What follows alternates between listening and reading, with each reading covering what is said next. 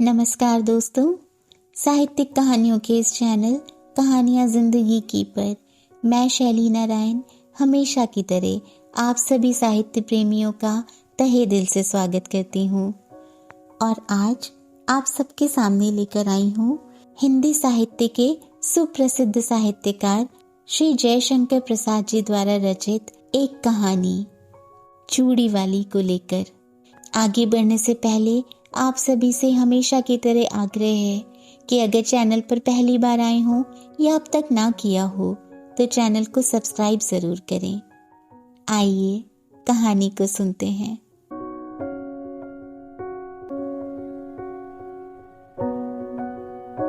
अभी तो पहना गई हो। बहू जी, बड़ी अच्छी चूड़ियां हैं, सीधे बंबई से पार्सल मंगाया है। सरकार का हुक्म है, इसलिए नई चूड़ियां आते ही चली आती हूँ। तो जाओ, सरकार को ही पहनाओ, मैं नहीं पहनती। बहू जी, जरा देख तो लीजिए, कहती मुस्कुराती हुई ठीक चूड़ी वाली अपना बक्स खोलने लगी। वह 25 वर्ष की एक गोरी छरहरी स्त्री थी। उसकी कलाई सचमुच चूड़ी पहनाने के लिए ढली थी। पान से लाल पतले पतले होंठ 2-3 वक्रताओं में अपना रहस्य छिपाए हुए थे। उन्हें देखने का मन करता, देखने पर उन सलोने अधरों से कुछ बुलवाने का जी चाहता है। बोलने पर हंसाने की इच्छा होती और उसी हंसी में शैशव का अल्हड़पन, यौवन की तरावट और प्रौढ़ की सी गंभीरता बिजली के समान लड़ जाती। बहू जी को उसकी हंसी बहुत बुरी लगती, पर जब पंजों में अच्छी चूड़ी चढ़ाकर संकट में फंसाकर वह हंसते हुए कहती, एक पान मिले बिना यह चूड़ी नहीं चढ़ती, तब बहू जी को क्रोध के साथ हंसी आ जाती और उसकी तरल हंसी की तरी लेने में तन्मय हो जाती। कुछ ही दिनों से यह चूड़ी वाली आने लगी है। कभी कभी बिना बुलाए ही चली आती और ऐसे ढंग फैलाती कि बिना सरकार के आए निपटारा न होता। यह बहू जी को असह्य हो जाता। आज उसको चूड़ी फंसाते देख बहू जी झल्ला कर बोली, आजकल दुकान पर ग्राहक कम आते हैं क्या? बहू जी, आजकल खरीदने की धुन में हूँ, बेचती हूँ कम। इतना कहकर कई दर्जन चूड़ियां बाहर सजा दी। स्लीपरों के शब्द सुनाई पड़े। बहू जी ने कपड़े संभाले, पर वह ठीक चूड़ी वाली बालिकाओं के समान सिर टेढ़ा करके, यह जर्मनी की है, यह फ्रांसीसी है, यह जापानी है, कहती जाती थी। सरकार पीछे खड़े मुस्कुरा रहे थे। क्या रोज नई चूड़ियां पहनाने के लिए इन्हें हुक्म मिला है? बहू जी ने गर्व से पूछा। सरकार ने कहा, पहनो तो बुरा क्या है? बुरा तो कुछ नहीं, चूड़ी चढ़ाते हुए कलाई दुखती होगी। चूड़ी वाले ने सिर नीचा किए कनखियों से देखते हुए कहा। एक लहर सी लाली आंखों की ओर से कपोलों को तर करती हुई दौड़ जाती थी। सरकार ने देखा, एक लालसा भरी युवती व्यंग कर रही है। हृदय में हलचल मच गई। घबरा कर बोले, ऐसा है तो ना पहने, भगवान करे रोज पहने। चूड़ी वाली आशीर्वाद देने के गंभीर स्वर में प्रौढ़ा के समान बोली। अच्छा, तुम अभी जाओ। सरकार और चूड़ी वाली दोनों की ओर देखते हुए बहू जी ने झुंझला कर कहा, तो क्या मैं लौट जाऊं? आप तो कहती थी ना कि सरकार को ही पहनाओ, तो जरा उनसे पहनने के लिए कह दीजिए। निकल मेरे यहाँ से, कहते हुए बहू जी की आंखें तिलमिला उठीं। सरकार धीरे से निकल गए।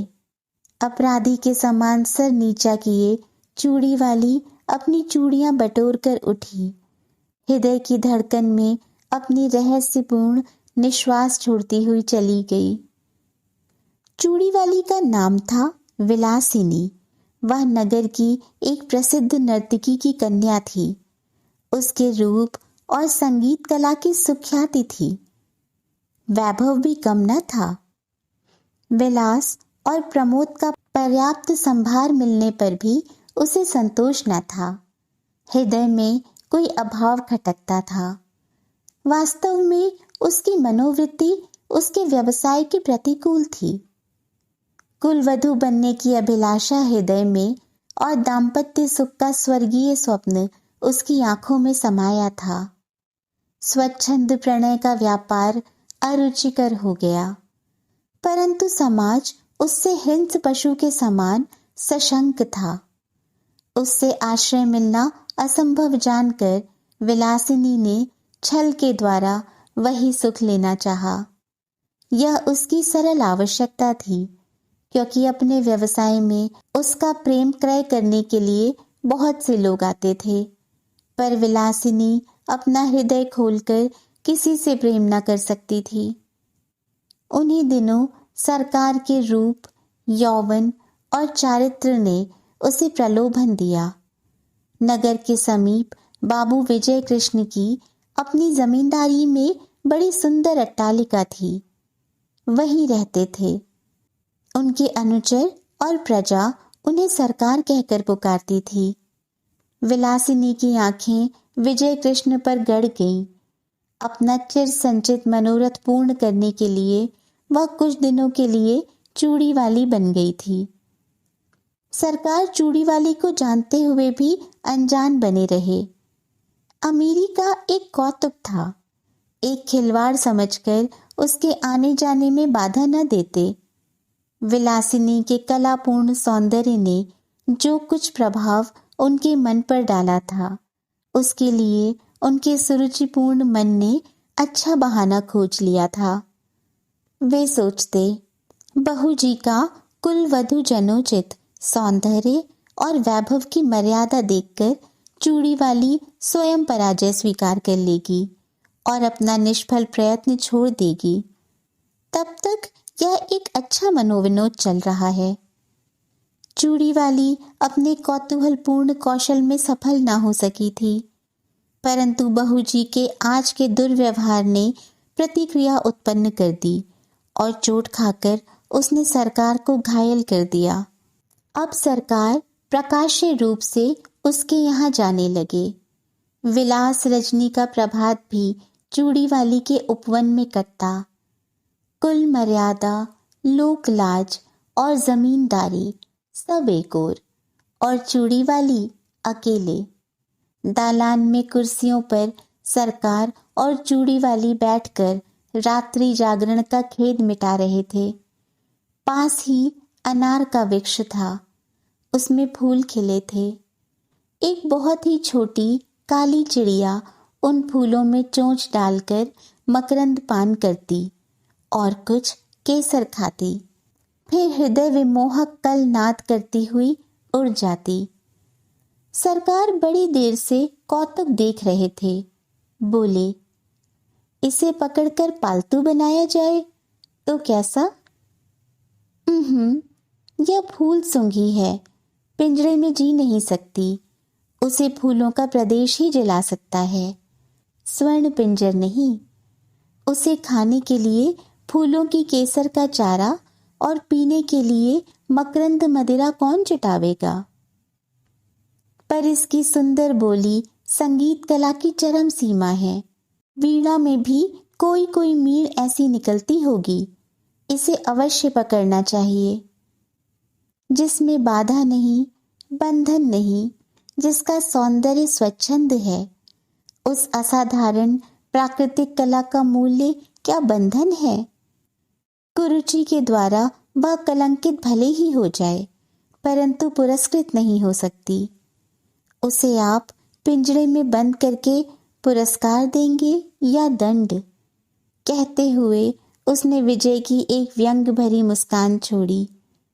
सरकार की उस वन विहंगम को पकड़ने की लालसा बलवती हो उठी। उन्होंने कहा, जाने भी दो, वह अच्छी कला नहीं जानती। प्रसंग बदल गया। नित्य का साधारण विनोदपूर्ण क्रम चला। चूड़ी वाली अपने अभ्यास के अनुसार समझती कि यदि बहू जी की अपार प्रणय संपत्ति में से कुछ अंश मैं भी लेती हूँ तो हानि क्या। परंतु बहू जी को अपने प्रणय के एकाधिपत्य पर पूर्ण विश्वास था। वह निष्क्रिय प्रतिरोध करने लगी। राजयक्ष्मा के भयानक आक्रमण से वह घुलने लगी और सरकार वन विहंगिनी विलासिनी को स्वायत्त करने में दत्तचित्त हुए।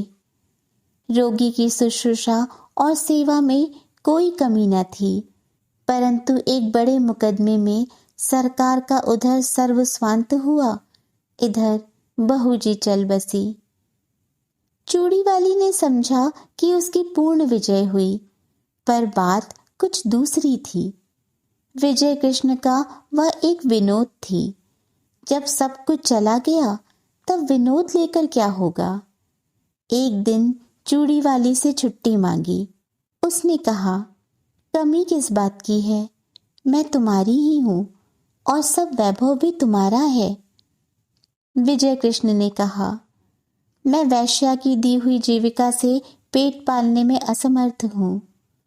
चूड़ी वाली बिलखने लगी, विनय किया, रोई, गिड़गिड़ाई, पर विजय कृष्ण चले ही गए। वह सोचने लगी कि अपना व्यवसाय और विजय की गृहस्थी बिगाड़कर जो सुख खरीदा था उसका कोई मूल्य नहीं। मैं कुलवधू होने के उपयुक्त नहीं। क्या समाज के पास इसका कोई प्रतिकार नहीं। इतनी तपस्या और इतना स्वार्थ त्याग व्यर्थ है। परंतु विलासिनी यह न जानती थी कि स्त्री और पुरुष संबंधी समस्त अंतिम निर्णय करने में समाज कितना ही उदास क्यों न हो, दोनों पक्षों को सर्वथा संतुष्ट नहीं कर सका और न कर सकने की आशा है। यह रहस्य सृष्टि को उलझा रखने की कुंजी है।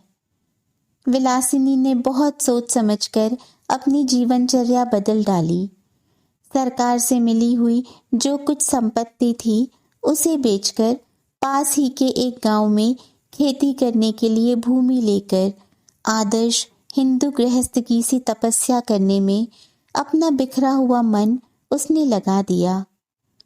उसके कच्चे मकान के पास एक विशाल वट वृक्ष और निर्मल जल का सरोवर था। वहीं बैठकर चूड़ी वाली ने पथिकों की सेवा करने का संकल्प किया। थोड़े ही दिनों में अच्छी खेती होने लगी और अन्न से उसका घर भरा रहने लगा। भिखारियों को अन्न देकर उन्हें खिला देने में उसे अकथनीय सुख मिलता। धीरे धीरे दिन ढलने लगे। चूड़ी वाली को सहेली बनाने के लिए यौवन का तीसरा पहर करुणा और शांति को पकड़ लाया। उस पथ से चलने वाले पथिकों को दूर से किसी कला कुशल कंठ की तान सुनाई पड़ती। वट वृक्ष के नीचे एक अनाथ बालक नंदू को चना और गुड़ की दुकान चूड़ी वाली ने करा दी है। जिन पथिकों के पास पैसे ना होते उनका मूल्य वह स्वयं देकर नंदू की दुकान में घाटा ना होने देती और पथिक भी विश्राम किए बिना उस तालाब से न जाता। कुछ ही दिनों में चूड़ी वाली का तालाब विख्यात हो गया। संध्या हो चली थी। पखेरुओं का बसेरे की ओर लौटने का कोलाहल मचा और वट वृक्ष में चहल पहल हो गई। चूड़ी वाली चरनी के पास खड़ी बैलों को देख रही थी। दालान में दीपक जल रहा था। अंधकार उसके घर और मन में बलजोरी घुस रहा था। कोलाहल शून्य जीवन में भी चूड़ी वाली को शांति मिली ऐसा विश्वास नहीं होता था। पास ही उसकी पिंडलियों से सिर रगड़ता हुआ कलुआ दुम हिला रहा था। सुखिया उसके लिए घर में से कुछ खाने को ले आई थी, पर कलुआ उधर न देखकर अपनी स्वामिनी से स्नेह जता रहा था। चूड़ी वाली ने हंसते हुए कहा, चल तेरा दुलार हो चुका, जा खा ले। चूड़ी वाली ने मन में सोचा, कंगाल मनुष्य स्नेह के लिए क्यों भीख मांगता है। वह स्वयं नहीं करता, नहीं तो तृण विरुद्ध तथा पशु पक्षी भी तो स्नेह करने के लिए प्रस्तुत हैं।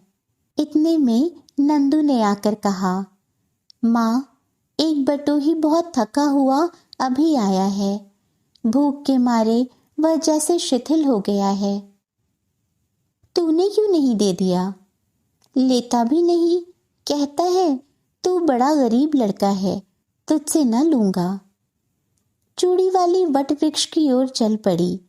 अंधेरा हो गया था। पथिक जड़ का सहारा लेकर लेटा था। चूड़ी वाली ने हाथ जोड़कर कहा, महाराज, आप कुछ भोजन कीजिए। तुम कौन हो? पहले की एक वेश्या। छी, मुझे पड़े रहने दो। मैं नहीं चाहता कि तुम मुझसे बोलो भी, क्योंकि तुम्हारा व्यवसाय कितने ही सुखी घरों को उजाड़कर शमशान बना देता है। महाराज, हम लोग तो कला के व्यवसायी हैं। यह अपराध कला का मूल्य लगाने वालों की कुरुचि और कुत्सित इच्छा का है। संसार में बहुत से निर्लज्ज स्वार्थपूर्ण व्यवसाय चलते हैं, फिर इसी पर इतना क्रोध क्यों? क्योंकि वह उन सबों में अधम और निकृष्ट है। परंतु वैश्या का व्यवसाय करके भी मैंने एक ही व्यक्ति से प्रेम किया था, और मैं धर्म नहीं जानती, पर अपने सरकार से जो कुछ मुझे मिला उसे मैं लोक सेवा में लगाती हूँ। मेरे तालाब पर कोई भूखा नहीं रहने पाता। मेरी जीविका चाहे जो रही हो, मेरे अतिथि धर्म में बाधा न दीजिए। पथिक एक बार ही उठकर बैठ गया और आंख गड़ाकर अंधेरे में देखने लगा। सहसा बोल उठा, चूड़ी वाली? कौन? सरकार? हाँ, तुमने शोक कर लिया। मेरे अपराधजनक तमाम त्याग में पुण्य का भी भाग था, यह मैं नहीं जानता। सरकार, मैंने गृहस्थ कुलवधू होने के लिए कठोर तपस्या की है। इन 4 वर्षों में मुझे विश्वास हो गया है कि कुलवधू होने में जो महत्व है वह सेवा का है, ना कि विलास का। सेवा ही नहीं चूड़ी वाली, उसमें विलास का अनंत यौवन है, क्योंकि केवल स्त्री पुरुष के शारीरिक बंधन में वह परिवसित नहीं है। बाह्य साधनों के विकृत हो जाने तक ही उसकी सीमा नहीं। गृहस्थ जीवन उसके लिए प्रचुर उपकरण प्रस्तुत करता है, इसलिए वह प्रेय भी है और श्रेय भी है। मुझे विश्वास है कि तुम अब सफल हो जाओगी। मेरी सफलता आपकी कृपा पर है। विश्वास है कि अब इतने निर्दय न होंगे। कहते कहते चूड़ी वाली ने सरकार के पैर पकड़ लिए। सरकार ने उसके हाथ पकड़ लिए।